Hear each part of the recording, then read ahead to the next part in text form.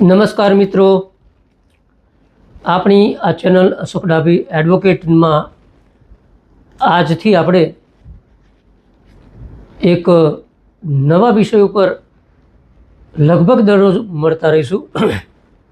અગાઉ પણ આપણે પ્રયત્ન કર્યા હતા, પરંતુ કોઈક કારણોસર આપણે એમાં આગળ ના વધી શક્યા. પણ આપણે હવેથી દરરોજ મળવાનું નક્કી કરેલું છે અને સ્પેશિયલ એપિસોડનું નામ છે આપણે ચર્ચા વિગતવાર દરરોજ કરવાની છે આપણે. તો મિત્રો, આપણી આ ચેનલ અશોક ડાભી એડવોકેટને સબસ્ક્રાઈબ જરૂરથી કરશો, કરાવડાવશો. આજના આ ચર્ચા વિગતવારના પ્રથમ એપિસોડની અંદર આપણે ચર્ચા કરવાની છે કે પહેલગામની અંદર હમણાં જે આતંકવાદી હુમલો થયો અને ત્યારબાદ ભાજપના કેટલાક નેતાઓ દ્વારા, વિશ્વ હિન્દુ પરિષદ દ્વારા, બજરંગ દળ દ્વારા, હિન્દુ સેના દ્વારા જે એવા સંગઠનો છે, એ સંગઠનોએ જે ભારતના મુસ્લિમો અને કાશ્મીરીઓ મુસ્લિમોની માટે એમના બહિષ્કારની વાતો કરવાનું શરૂ કર્યું, તો એ આપણા દેશ માટે કેટલું ઘાતક છે. અને આવા નિર્ણયોથી, આવા આહ્વાનોથી ભારતની અંદર ફરી એક વખત ભાગલા થાય એવી પરિસ્થિતિ નિર્માણ થઈ શકે છે કે કેમ, થશે કે કેમ, એના વિશે આજે આપણે ચર્ચા વિગતવારના પ્રથમ એપિસોડની અંદર ચર્ચા કરવાની છે મિત્રો. તો આ વિડીયો પૂરેપૂરો જોજો, કારણ કે એની અંદરથી તમને સચોટ તથ્ય બહાર આવવાનું છે.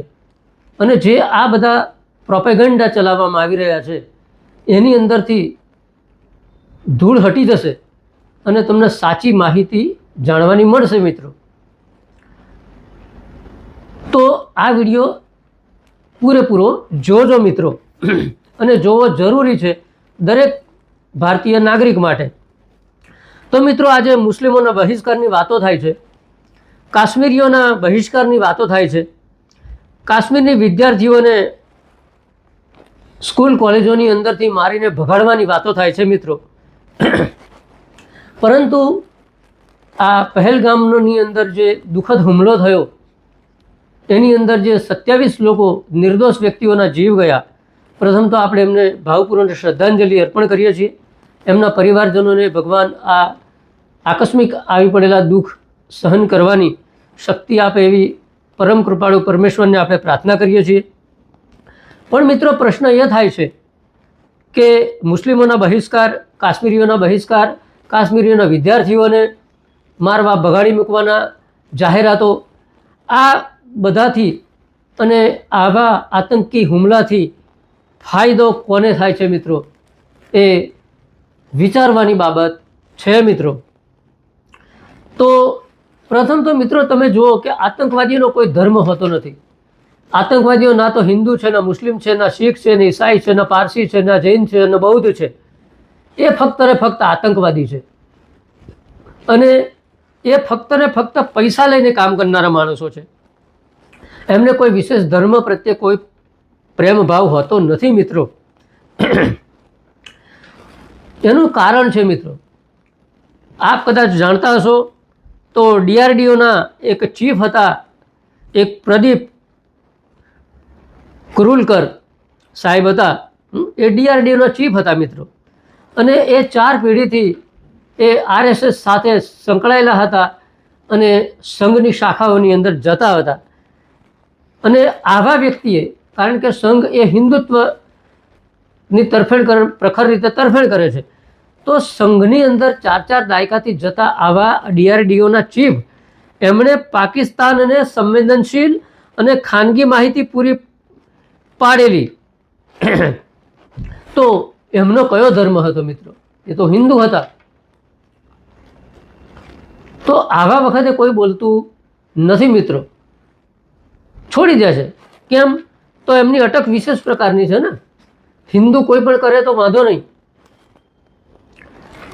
એટલે આવા તો ઘણા દ્રષ્ટાંતો છે. આઈએસઆઈના એજન્ટ તરીકે ભાજપના જે હોદ્દેદારો છે, એમના કાર્યકર્તાઓ છે, પકડાયેલા છે. એમની વર્તમાનપત્રોમાં પણ વાતો આવેલી છે, પણ એ વખતે કોઈ બોલતું નથી મિત્રો. પ્રશ્ન એમ થાય છે કે આ હુમલાથી ફાયદો કોને છે મિત્રો? તો આ પ્રવાસીઓની અને કાશ્મીરીઓને ફાયદો છે. આવો હુમલો થાય તો જે એમને ફાયદો નથી મિત્રો. તો જે કાશ્મીરની અંદર પ્રવાસીઓ જાય છે ને મિત્રો, તો એ કાશ્મીરીઓને માટે ભગવાન સમાન છે મિત્રો. કારણ કે આ પ્રવાસીઓના જવાથી એમના ઘરનો ચૂલો સળગે છે, એમના કુટુંબીજનોનું પેટ ભરાય છે, અને એટલે એ કાશ્મીરીઓ આ પ્રવાસીઓને ભગવાન જેવા ગણે છે મિત્રો. અને જો આવા હુમલા થાય તો એમનો ધંધો ચોપટ થઈ જાય. તો આવા હુમલાઓથી કાશ્મીરીઓને કોઈ ફાયદો નથી, એ મુસ્લિમ હોય કે કાશ્મીરી પંડિતો હોય, પણ આવા હુમલાથી કાશ્મીરીઓને કોઈ ફાયદો નથી, એ સ્પષ્ટ વાત છે. હવે બીજી વાત જોઈએ મિત્રો, તો આ જે હુમલો થયો એ હિન્દુ પ્રવાસીઓને બચાવવાની અંદર એક સૈયદ આદિલ શાહ, જે ઘોડાનો વ્યવસાય કરતા હતા, ઘોડા ઉપર પ્રવાસીઓને લઈ જવાનો, એમણે પણ જીવ ગુમાવ્યો છે. તો એમને તો આવા હુમલાથી જીવ ગુમાવવાનો વારો આવે છે મિત્રો. તો એમને શું ફાયદો? આવા હુમલાથી ફાયદો શું?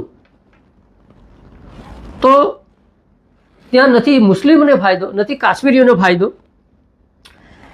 બીજી એક બાબત મિત્રો, કે જે રીતે ધર્મ પૂછીને ગોળી મારવાની વાત છે, તો આતંકવાદીઓને એ ખબર છે મિત્રો કે આવું કરવાથી ભારતની અંદર હિન્દુ મુસલમાન વચ્ચે વિખવાદ થશે જ.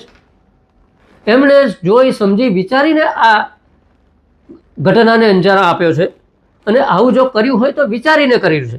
એમને ખબર હતી કે ભારતમાં હિન્દુ મુસ્લિમ વચ્ચે વિખવાદ ઊભો થશે જ, અને એથી સીધી રીતે એ મુસલમાનને નુકસાન જશે.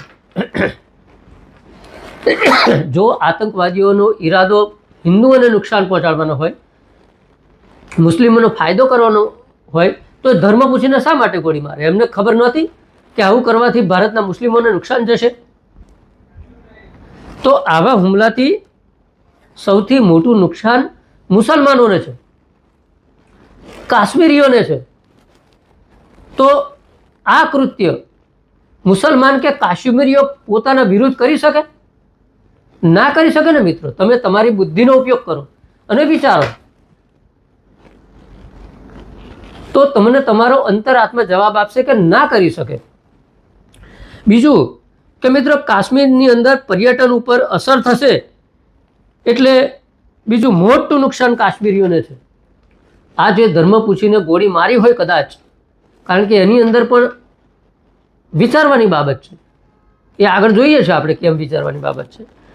તો આતંકવાદીઓને ખબર હતી કે આવું કરવાથી કાશ્મીરની અંદર પર્યટન ઉદ્યોગ મરી પરવારશે, અને એની સીધી અસર કાશ્મીરી મુસ્લિમોને થવાની છે. તો જો એ આતંકવાદીઓ મુસ્લિમો હોય તો એ મુસ્લિમને નુકસાન કરવાનું કૃત્ય શા માટે કરે? જો એ આ ધાર્મિકતાને આધાર રાખીને હુમલો કર્યો હોય તો.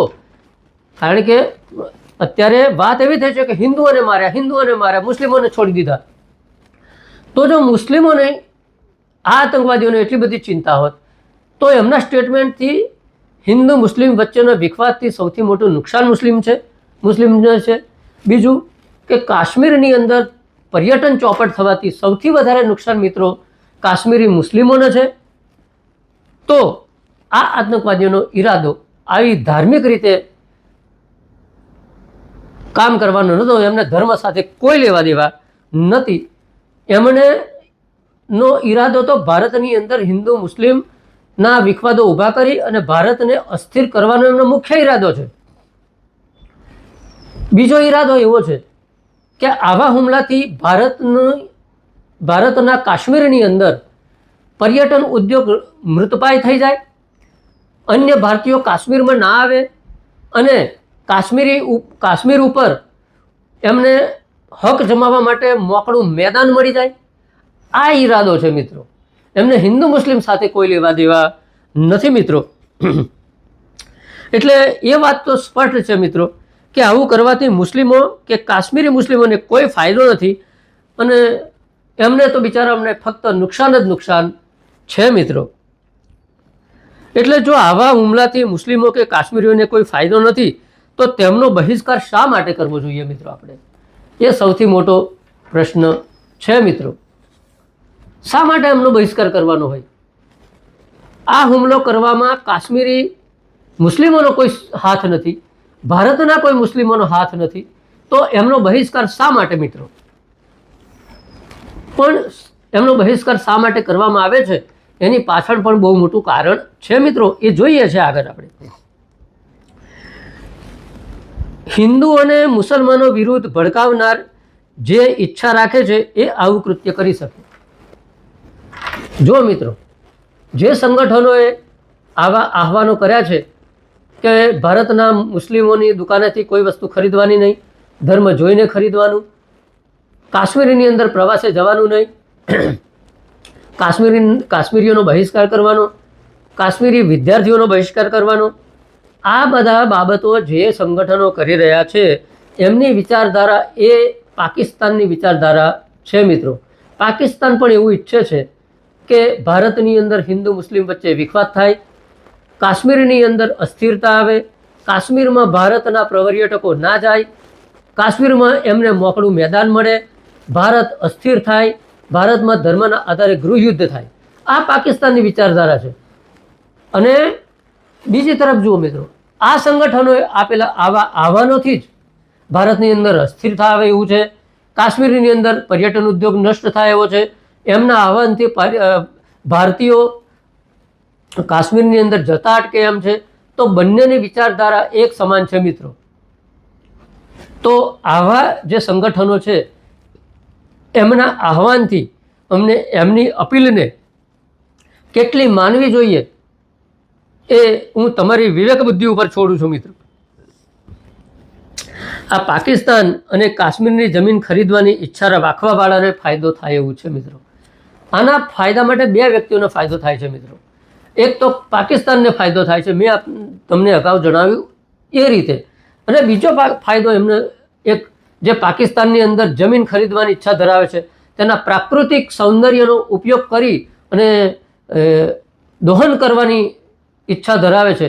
એ લોકો એવું ઈચ્છા કરે છે કે આવું વાતાવરણ પેદા થાય તો કાશ્મીરની અંદર અસ્થિરતા આવે, કાશ્મીરીઓ ત્યાંથી પલાયન થઈ જાય અને એ લોકોને ત્યાં એરાગેરા ભાવની અંદર જમીન ખરીદી લે, જમીન પડાવી લે અને ત્યાં એમના મોટા મોટા ઉદ્યોગો સ્થાપે અને ફરી પાછું પર્યટન માટે તમને કુછ દિન ગુજારો કાશ્મીરમાં એવી જાહેરાતોના આધારે ત્યાં ભારતીયો જાય અને મન ફાવે એવા ભાવ લઈ અને એમનો ઉદ્યોગ ફાલે ફૂલે.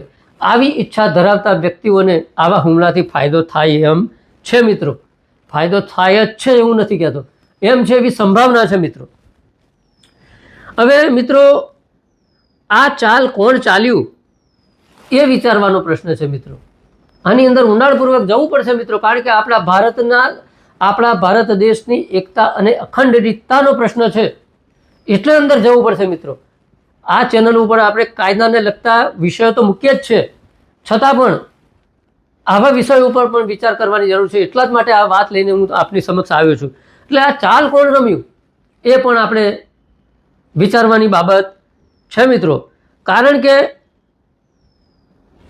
આનો ટાર્ગેટ છે ને એ કાશ્મીરીઓને કરવામાં આવે છે મિત્રો. ટાર્ગેટ હિન્દુઓ નથી, પણ આ હિન્દુના જીવના ભોગે, મુસ્લિમના જીવના ભોગે, ઈસાઈના જીવના ભોગે ટાર્ગેટ છે એ કાશ્મીરીઓને કરવામાં આવ્યો છે. એમના પેટ ઉપર લાત મારવાનો પ્રયત્ન કરવામાં આવ્યો છે. એ કાશ્મીરી મુસ્લિમોને પેટ ઉપર લાત મારવાનો પ્રયત્ન કરવામાં આવ્યો છે મિત્રો.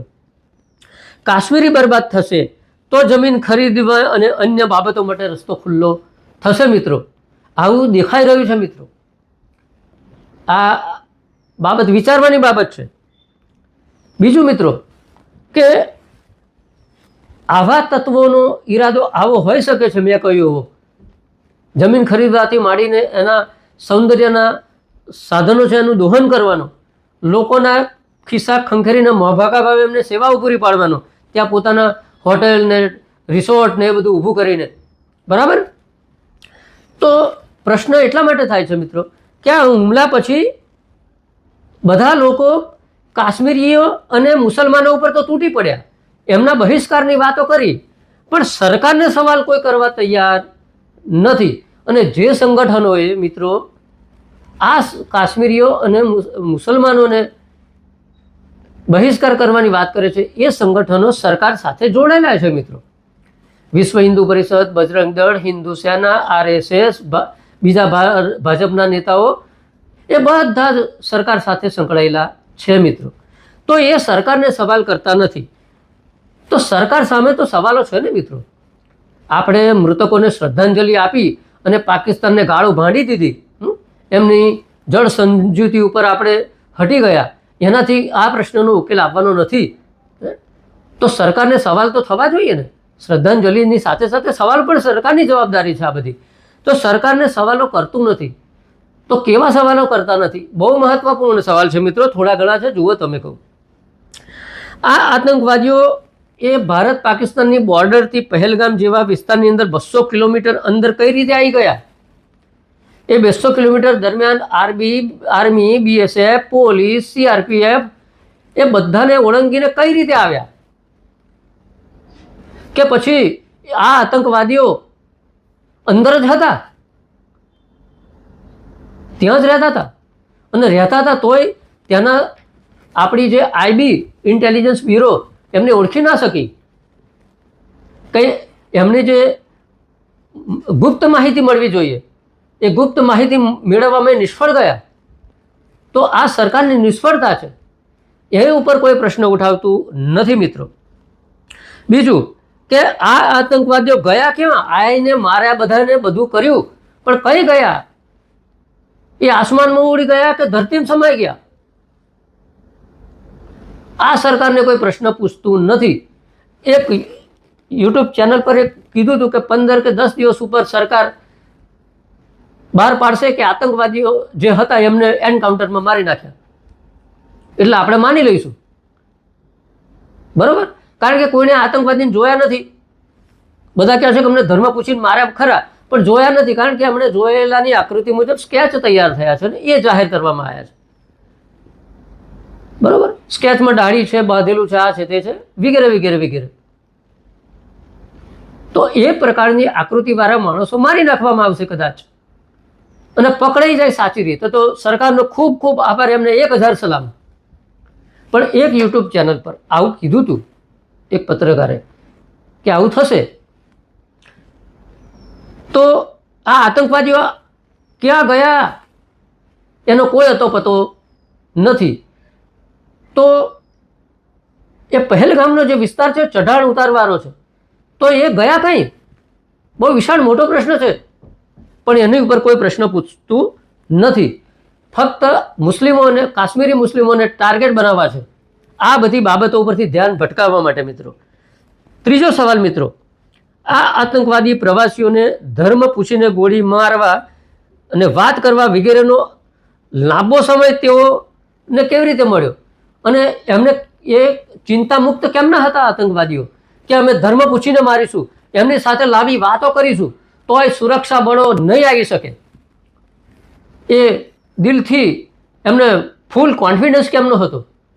પૂર્ણ વિશ્વાસ કેવી રીતે હતો કે અમે 45 મિનિટ, એક કલાક સુધી આ નરસંહારને અમે અંજામ આપીશું, તો 1 કલાક સુધી સુરક્ષા બળો કે પોલીસ કોઈ ફરકવાનું નથી, એવો આત્મવિશ્વાસ આ આતંકવાદીઓને કેમ હતો? આ ગંભીર પ્રશ્ન છે મિત્રો, પણ આ પ્રશ્ન કોઈ પૂછતું નથી. શું એમને ખબર હતી કે પોલીસ કે સુરક્ષા બળો આવવાના જ નથી? આ વિચારવાના પ્રશ્નો છે મિત્રો. આપણે સરકાર ઉપર આક્ષેપ કરતા નથી. સરકારને તમામ પ્રકારે આપણે ભૂખ્યા રહીને પણ આ મૃતકોનો બદલો લેવા માટે પાકિસ્તાન સામે જે કરવું પડે એ કરવા માટે આપણે સરકારને સપોર્ટ કરીશું, તન, મન અને ધનથી. આપણે ભૂખ્યા રહેવાનો સમય આવશે તો ભૂખ્યા રહીને પણ સરકારને મદદ કરીશું. પણ સરકારે આ પ્રશ્નના સવાલના જવાબ તો જનતાને આપવા જ પડશે, પણ જનતા પૂછતી નથી અને આ સંગઠનો પણ પૂછતા નથી. એમને તો ભારતની અંદર હિન્દુ મુસ્લિમ જ કરવું છે, દેશને બરબાદ કરવો છે. કેમ ખબર નહીં એ લોકોને આ ભારત દેશ પ્રત્યે આટલી ધૃણા ને આટલી નફરત કેમ છે આ સંગઠનોને, કે એ ભારત દેશની એકતા અખંડિતતાને ખતમ કરવા માટે તૈયાર થઈ ગયા છે. હજારો વર્ષથી આ દેશમાં હિન્દુ મુસ્લિમ સાથે રહીને જીવન ગુજારતા રહ્યા છે, એકબીજાના સુખ દુઃખમાં ભાગ લેતા રહ્યા છે. પણ આ સંગઠનો હિન્દુ મુસ્લિમની વચ્ચે ખાઈ પેદા કરીને હિન્દુને નુકસાન કરવા માંગે છે અને મુસ્લિમને નુકસાન કરવા માંગે છે મિત્રો. તો આ દેશના દુશ્મન, દેશની સાથે એમના શું દુશ્મની છે મિત્રો, એ ખબર પડતી નથી મિત્રો. મિત્રો આગળનો સવાલ એવો છે કે આ આતંકવાદીઓ એટલા દયાળુ કેમ બન્યા કે મહિલાઓ અને બાળકોને એમને છોડી દીધા? આતંકવાદી એટલે આતંકવાદી, એ તો અંધાધૂંધ ફાયરિંગ કરીને જતા રહે છે, પણ એટલા દયાળુ થઈ ગયા આતંકવાદીઓ કે મહિલાઓને ના મારી, સ્ત્રીઓને, બાળકોને ના માર્યા, અને કીધું કે તમારા સાહેબને જઈને કહેજો કે અમને છોડી દીધા છે, આ સમાચાર આપવા માટે. અરે સમાચાર તો એ સ્ત્રીઓ અને બાળકોને મારી નાખ્યા હોત તોય, અરે એક વ્યક્તિનું બી મૃત્યુ થયું હોત તોય સીધો સંદેશ તો હતો જ ભારત દેશ માટે. તો મહિલાઓ અને બાળકોને કેમ ના માર્યા? એ ના મારીને શું સાબિત કરવા માંગતા હતા? શું આતંકવાદીઓ એટલા દયાળુ બની ગયા? આ વિચારવાની બાબત છે મિત્રો. જો હિન્દુઓને જ મારવાના હતા તો એક મુસ્લિમ, આપણે આદિલ શાહની વાત કરી, ઘોડાવાળો ભાઈ, એણે કહ્યું કે આ પ્રવાસી બેન મારી બેન છે, એને નહીં મારવા દઉં. એણે એની બંદૂક પકડી અને આતંકવાદીઓને ગોળીઓથી ઠાર મારી, 4 ગોળી મારી દીધી. એક ઈસાઈની હત્યા થઈ ગઈ. તો હિન્દુઓને જ મારવાના હતો, મુસ્લિમ કેવી રીતે મર્યો, ઈસાઈ કઈ રીતે મર્યો? તો આ જે વાતો ફેલાવવામાં આવે છે કે હિન્દુ જોઈને માર્યા છે, મુસ્લિમોને છોડી દીધા એટલે મુસ્લિમો દુશ્મન. અરે ભાઈ, એવું નથી. તમે જે પ્રશ્નો પૂછવાના છે સરકારને પૂછતા નથી અને પૂછવા દેતા નથી. જે પૂછે છે એને ધાક ધમકીઓ આપવામાં આવે છે, એમના પરિવાર ઉપર જોખમ ઊભું કરવામાં આવે છે, એમના ઉપર ખોટા કેસો કરવામાં આવે છે. એટલે જે પૂછવાનું છે પૂછતા નથી, પૂછવા દેતા નથી. એટલે આ હિન્દુ મુસ્લિમનો પ્રશ્ન નથી મિત્રો. આ પ્રશ્ન આગળ મેં તમને જણાવ્યું એ ત્યાંની પ્રાકૃતિક સંપદા ઉપર કબજો જમાવવાનો પ્રશ્ન છે. અને એક બીજો હિત ધરાવતો પક્ષ છે પાકિસ્તાન, એ વર્ષોથી આપણો દુશ્મન છે, એ સ્વાભાવિક છે. એક પ્રશ્ન એ પણ નથી કોઈ પૂછતું કે ઘટના બાદ પણ 1 કલાક સુધી સુરક્ષા બળો કે પોલીસ કેમ કોઈ ફરક્યું નહીં? શું એટલું બધું હતું તે ત્યાં જઈ ના શકાયું? અને જો જવામાં આટલી સુરક્ષા બળોને તકલીફ પડતી હોય તો આ આતંકવાદીઓ આટલી સરળતાથી કઈ રીતે આવી શક્યા? માનનીય મોદી સાહેબ એ સાઉદી અરેબિયાના પ્રવાસે ગયા હતા, તમે જાણો છો મિત્રો. તો મૃતકોને શ્રદ્ધાંજલિ આપવા માટે અને આ ગંભીર ઘટના બાબતે ચર્ચા વિમર્શ માટે એ પ્રવાસ વચ્ચેથી અટકાવી અને ભારતની અંદર પરત ફર્યા. તો મોદી સાહેબને કોઈ સવાલ નથી પૂછતું કે એ શ્રદ્ધાંજલિ આપવા માટે અને સુરક્ષાની સમીક્ષા કરવા માટે પરત ફર્યા હતા કે બિહારની અંદર ચૂંટણી પ્રચાર કરવા માટે? કારણ કે હુમલાના 3જા જ દિવસે માનનીય મોદી સાહેબ બિહારના મધુબનીની અંદર ચૂંટણી પ્રચાર કરતા હતા. ત્યાં એમણે આ આતંકવાદી ઘટનાની ઉલ્લેખ પણ કર્યો અને એ બહાને સહાનુભૂતિ મેળવવાનો પ્રયાસ પણ કર્યો. પણ આ સવાલ કોઈ કરશે નહીં. કાશ્મીરનો બહિષ્કાર કરવાથી કાશ્મીરીઓ બરબાદ થઈ જશે અને ભારત તરફ જે એમનું અણગમો છે એ વધશે, જેનો ગેરફાયદો છે ને એ પાકિસ્તાન ઉઠાવશે મિત્રો. એ સ્પષ્ટ વાત છે.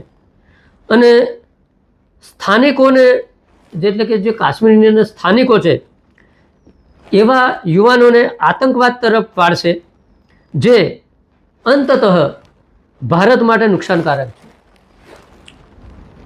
કાશ્મીરીઓનો બહિષ્કાર કરવાથી, મુસ્લિમોનો દ્વેષ કરવાથી, મુસ્લિમોનો બહિષ્કાર કરવાથી કાશ્મીરીઓ બરબાદ થઈ જશે, કાશ્મીર બરબાદ થઈ જશે અને એનો સીધો ફાયદો પાકિસ્તાન ઉઠાવશે અને ત્યાંના યુવાનોને પ્રલોભનો લાલચો આપી અને આતંકવાદ તરફ વાળશે અને એનું અંતે નુકસાન ભારતને જવાનું છે મિત્રો. કાશ્મીરીઓનો બહિષ્કાર કરવાથી કાશ્મીરની સુંદરતા ખરીદી અને જે ધનના શેઠો છે એ મોટો વ્યવસાય ત્યાં કરશે. અને જે આપણે અયોધ્યામાં જોઈ ગયા છીએ મિત્રો કે ત્યાંના જે સ્થાનિકો ધંધો કરતા તે બધા ઘેર બેસી ગયા અને ત્યાં મોટા મોટા ઉદ્યોગપતિઓની હોટલો, રિસોર્ટ્સ અને બીજું તમામ વસ્તુઓ એમના કબજામાં આવી ગઈ છે. આપણે અયોધ્યાની અંદર અનુભવી ચૂક્યા છીએ. હવે આ કાશ્મીરીઓના બહિષ્કારની અંદર, મુસ્લિમોના બહિષ્કારની અંદર સક્રિય કોણ છે મિત્રો? તો મિત્રો તમે જુઓ કે આપણે દ્વારકાપીઠના આદરણીય શંકરાચાર્યજી એમણે શું કહ્યું? એમનું મૂળ કાર્ય તો ધર્મોપદેશ કરવાનું છે, લોકોને સન્માર્ગે વાળવાનું છે, લોકોને વિકારોથી દૂર કરવાનું છે, લોકોને આધ્યાત્મ શીખવાડવાનું છે. પણ એ કરવાની જગ્યાએ એમણે સલાહ આપી છે ભારતના મુસલમાનોને કે તમે તમારી દેશભક્તિ સાબિત કરો. પરંતુ હકીકતમાં આ શંકરાચાર્યએ એમના વક્તવ્ય પરથી તો એવું લાગે છે મિત્રો કે મુસલમાનોને પોતાની દેશભક્તિ સાબિત કરવાની સલાહ આપવાને બદલે એમણે પોતાનું સંતપણું એ શાસ્ત્રોના અનુસાર સાબિત કરવાની જરૂર છે મિત્રો. કારણ કે આ શંકરાચાર્યો આપણા માટે આદરણીય છે, આપણા ધર્મના સ્તંભો છે, પણ ખૂબ જ નિરાશા સાથે બતાવવું પડે છે તમને કે એમણે ધર્મ સાથે છેડો ફાડવાનું શરૂ કર્યું છે. આધ્યાત્મથી એ દૂર થતા જાય છે, ભોગવિલાસની નજીક જતા જાય છે, રાજકારણમાં આવતા જાય છે, રાજકીય વાતો કરતા જાય છે મિત્રો. એટલે એમણે એમનું સંતપણું સાબિત કરવાની જરૂર છે અને એ પણ શાસ્ત્રો અનુસાર. અને જો સંતપણું સાબિત ના કરે તો એમણે કાયદેસર રીતે ચૂંટણી લડી અને સંસદમાં જતું રહેવાનું અને પછી એ આવા રાજકીય વક્તવ્યો કરવા જોઈએ મિત્રો. આપણે શંકરાચાર્યજીને આ સલાહ ખૂબ જ આદરપૂર્વક એમની ચરણની અંદર વંદના કરીને કરી રહ્યા છીએ મિત્રો. આપણે શંકરાચાર્યજીનો કોઈ અનાદર કરતા નથી, પણ દુઃખ સાથે કહેવું પડે છે કે આજ જે શંકરાચાર્યના જે વિચારો હતા એ વિચારોથી આ શંકરાચાર્યો દૂર થતા જાય છે. એ આપણા સનાતન ધર્મ માટે ખૂબ જ દુઃખની વાત છે. બીજી એક સાધુ મંડળી છે, એ કાશ્મીરી વિદ્યાર્થીઓને મારવાની વાતો કરે છે મિત્રો. હવે તમે આ ગુંડાઓનું કામ કરશો કે લોકોને આધ્યાત્મિકતા તરફ વાળશો? તમારે હાથમાં હથિયારો જ પકડવા છે તો સેનામાં ભરતી થઈ જાઓ તો ભારતને પણ ફાયદો થશે. અને તમે તો લોભ લાલચથી મુક્ત છો એટલે પગાર પણ તમારે તો લેવાનો નથી, તો ભારત દેશને બહુ મોટું નુકસાન જશે, મોટો ફાયદો થશે. તો સેનામાં ભરતી થાવ ટ્રેનિંગ કરીને. આ નિર્દોષ કાશ્મીરી વિદ્યાર્થીઓ જે બિચારા 15, 16, 17, 18, 19, 20 વર્ષના વિદ્યાર્થીઓ જેના આ હુમલા સાથે કોઈ લેવા દેવા નથી, જે છોકરા પોતાનું ભવિષ્ય બનાવવા માટે ભણી રહ્યા છે, એમને મારવાની વાતો કરે છે આ કહેવાતી સાધુ મંડળી. ખૂબ જ દુઃખની વાત છે મિત્રો. એ આપણા ધર્મના મોટામાં મોટા દુશ્મનો આ જ વ્યક્તિઓ છે. બીજું કે ભાજપના જે સાંસદો છે, ધારાસભ્યો છે, એમને ખુદ કંઈ ગથાગમ પડતી નથી. એનું એક મોટું ઉદાહરણ મિત્રો ગુજરાતના ખેડા જિલ્લાના આપણા નડિયાદના ધારાસભ્ય શ્રી પંકજ દેસાઈ એક સ્ટેટમેન્ટની અંદર એમણે આ હુમલાને પુલવામાનો હુમલો ગણી બતાવ્યો. બોલો, સાહેબને એ ખબર નથી કે પુલવામા અને આ હુમલો એ પહેલગામનો હુમલો એ અલગ છે. પહેલગામ અને પુલવામા એ બેને જુદો નથી પાડી શકતા. આ આપણા નેતાઓની બુદ્ધિની ક્ષમતા છે, આપણે વિશેષ કશું કહેતા નથી. વિશ્વ હિન્દુ પરિષદ અને બજરંગ દળ મુસ્લિમોનો બહિષ્કાર અને કાશ્મીરી મુસ્લિમોની સિક્યુરિટી ગાર્ડને દૂર કરવાની વાતો કરે છે. જે સિક્યુરિટી ગાર્ડ તમારા સોસાયટીની, તમારા ઘરની, તમારી ઓફિસની, તમારા ફેક્ટરીઝની, તમારા ગોડાઉનની સિક્યુરિટી કરે છે, તમને રાત્રે શાંતિથી સુવાડી અને રાતે ઉજાગરો કરે છે નહિવત પગારમાં, એ લોકોને દૂર કરવાની વાતો કરે છે. એટલે શું આ સિક્યુરિટીઓને કાઢી અને વિશ્વ હિન્દુ પરિષદ અને બજરંગ દળના માણસો પોતાના કાર્યકરોને ઓફિસો પર, ગોડામ પર અને ફેક્ટરીઝમાં પોતાના કાર્યકરોને સિક્યુરિટી ગાર્ડ મૂકશે અને જે પગારની અંદર એ લોકો નોકરી કરે છે એ પગારમાં એ નોકરી કરવા તૈયાર છે કે કેમ, એ વાત આ સંગઠનોએ અંદર સ્પષ્ટ કરવી જોઈએ કે તમે આ લોકોને કાઢો અને તમારી સિક્યુરિટી ગાર્ડની નોકરી અમારા કાર્યકરો કરશે. એવું તો કહેતા નથી, એટલું જ બોલે છે કાઢી મૂક્યો અને પછી તમારી ઓફિસ, તમારી દુકાન, તમારું ગોડાઉન, તમારી ફેક્ટરી એને રામ ભરોસે છોડ દો. ત્યાં જે થવું હોય એ થાય, ચોરી થાય, લૂંટફાટ થાય, એના માટે પછી તમે જવાબદાર. હમણાં ત્રીજું એક સ્ટેટમેન્ટ આવ્યું મિત્રો. આરએસએસ પ્રમુખ મોહન ભાગવત શ્રી એ મોદી સાહેબને રાજા ગણાવે છે. એમણે કહ્યું છે કે રાજાનો ધર્મ છે પ્રજાનું રક્ષણ કરવાનું, અને મોદી સાહેબ એમ કહે છે કે હું પ્રધાન સેવક છું. તો આ ભાગવત સાહેબ શું ભારતની અંદર રાજાશાહી પાછી લાવવા માગે છે? કારણ કે આરએસએસની વિચારધારા જ એ અધિપત્ય જમાવવાની છે, એટલે રાજાશાહીના વિચારો હોય એ સ્વાભાવિક છે મિત્રો. એટલે પ્રજાને રાજાને આધીન આવા સંગઠનો સમજતા રહેલા છે, એ બહુ દુઃખની વાત છે મિત્રો. જ્યારે બીજી તરફ દેશના મુસ્લિમો તથા તમામ કાશ્મીરીઓ પાકિસ્તાન વિરુદ્ધ રસ્તા પર ઉતરી દેખાવો કરે છે મિત્રો. આ લોકો કાશ્મીરીઓ અને ભારતના મુસ્લિમોનો વિરોધ કરે છે, અને એ જ કાશ્મીરીઓ અને એ જ ભારતના મુસ્લિમો પાકિસ્તાનના વિરુદ્ધમાં રસ્તા પર ઉતરી અને દેખાવો કરે છે, કેન્ડલ માર્ચ કરે છે. તો આ સંગઠનો ભારત દેશપ્રેમી કે આ મુસ્લિમો દેશપ્રેમી? હુમલાના મૃતકો માટે એ લોકો આંસુ સારે છે મિત્રો, કાશ્મીરીઓ અને ભારતના મુસ્લિમો. જ્યારે ભાજપ સાથે જોડાયેલા વિશ્વ હિન્દુ પરિષદ, બજરંગ દળ વગેરે જે મુસ્લિમો કાશ્મીરીઓ ભારતના સમર્થનમાં રોડ ઉપર છે એમનો જ વિરોધ કરે છે, તો શું સમજવું?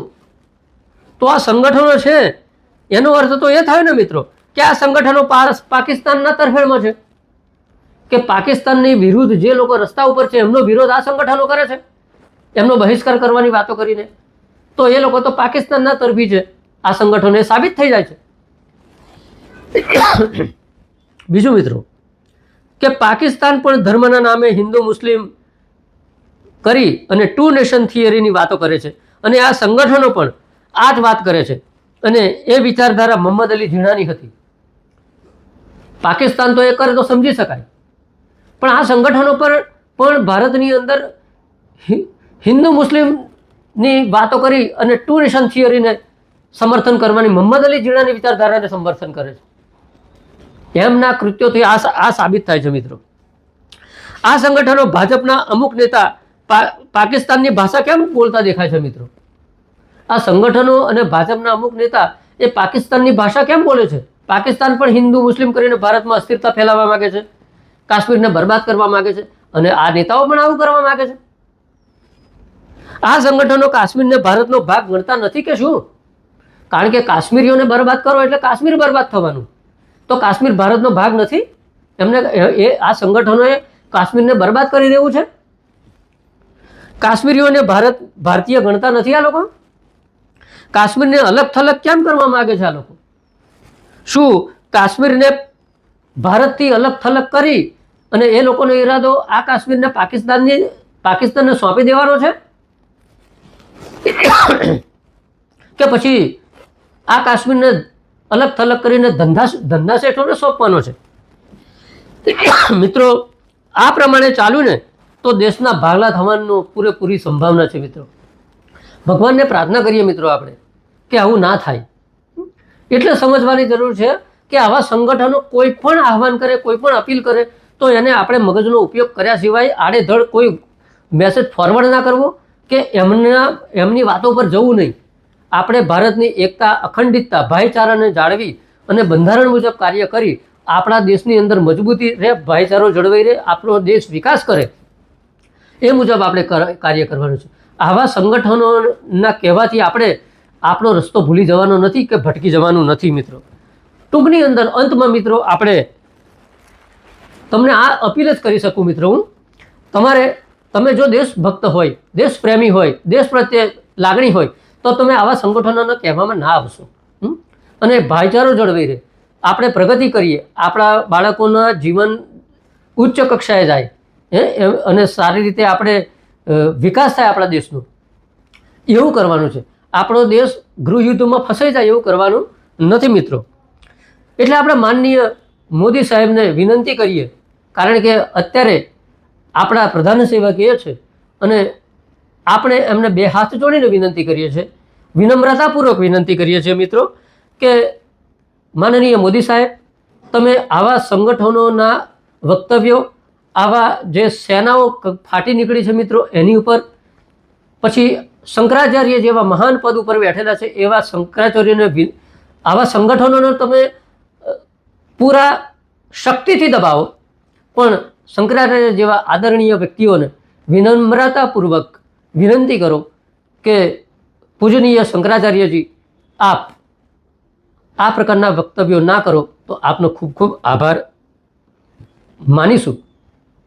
તો આપણે મોદી સાહેબના વિનંતી કરીએ કે આવા સંગઠનો ઉપર અંકુશ રાખો સાહેબ, કારણ કે આપ ખૂબ જવાબદાર વ્યક્તિ છો.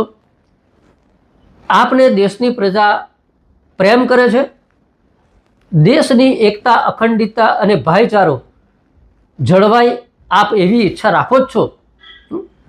તો એ હેતુને સિદ્ધ કરવા માટે આપણે સાહેબે આવા સંગઠનો ઉપર અંકુશ રાખવો પડશે અને સાહેબનું એક અને આખા દેશનું આપણે સૂત્ર છે આપણે કે આખું વિશ્વ એક કુટુંબ સમાન છે. તો આ વિશ્વ કુટુંબ સમાન હોય તો ભારત કેમ કુટુંબ સમાન ના હોય? આપણા દેશની અંદર વસતા તમામ ભારતીયો, હિન્દુ, મુસ્લિમ, શીખ, જૈન, ઈસાઈ, પારસી, બૌદ્ધ, વગેરે તમામ એ એક માળાની અંદર પરોયેલા મણકા સમાન છે અને તો જ માળાની સુંદરતા છે. એ માળા તૂટવાથી આ તમામ મણકાઓ જો જુદા થઈ ગયા તો એ માળાનું કોઈ મહત્ત્વ નથી, એ કચરા પેટીમાં જશે. પણ આ તમામ મણકાઓ માળામાં પરોવાયેલા રહેશે તો એની કિંમત અનેક ગણી વધી જશે મિત્રો. તો આજના આ જે ચર્ચા વિગતવારનો જે એપિસોડ હતો મિત્રો, તો એની અંદર આ વાત મેં કહી, એની ઉપર વિચાર તમે અવશ્ય કરજો. જો આ એપિસોડ ગમ્યો હોય તો આ વિડીયોને લાઇક કરો, શેર કરો અને આપણી આ ચેનલ અશોક ડાભી એડવોકેટને સબસ્ક્રાઈબ કરવાનું ભૂલતા નહીં. બાજુનું બેલ આઇકોનનું બટન પણ દબાવો કે જેથી આવી જાણકારી સામાન્ય જનતા સુધી પહોંચે. નવા વિષય સાથે આપણે ફરી મળીએ, ત્યાં સુધી રજા આપો. જય ભારત, જય સંવિધાન, નમસ્કાર.